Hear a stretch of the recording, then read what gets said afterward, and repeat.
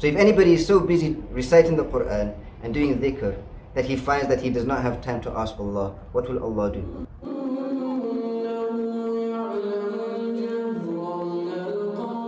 Alhamdulillah wa salatu wa salamu ala rasulillah.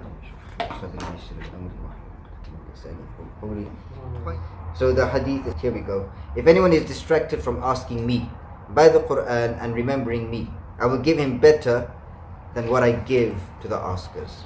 Regarding the distraction, where Rasulullah sallallahu alaihi wasallam said, if anyone is distracted from dua, if anybody is distracted from dua, distracted by two things. Number one is the Quran, and number two, dhikr. So if anybody is so busy reciting the Quran and doing dhikr that he finds that he does not have time to ask Allah, what will Allah do? Allah will give him better than the one who asks. Right. So does that mean, let's say I have an hour now between Asr and Maghrib, and I'm feeling too lazy to make dua.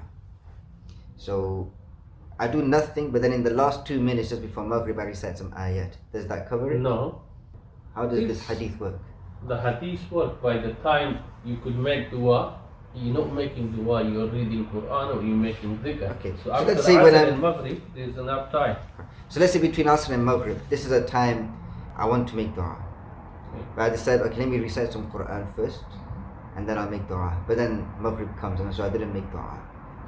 This is when that hadith applies specifically. So you want to make dua. So even when you're reciting the Quran, you want to make dua.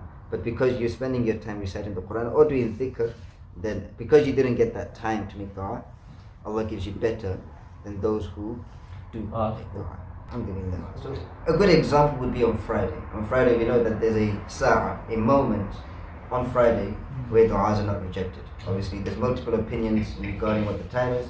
Some of the ulama say, we'll name them all, the time of tahajjud. Another is the time between the two khutbahs, and another is the last hour of Friday, which is between Asr and Maghrib.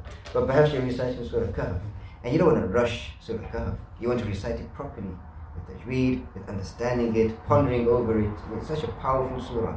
So then you spend your entire day reciting Surah Kahf, which means you don't get the opportunity to make dua. Allah will give you better than those who make dua. Subhanallah.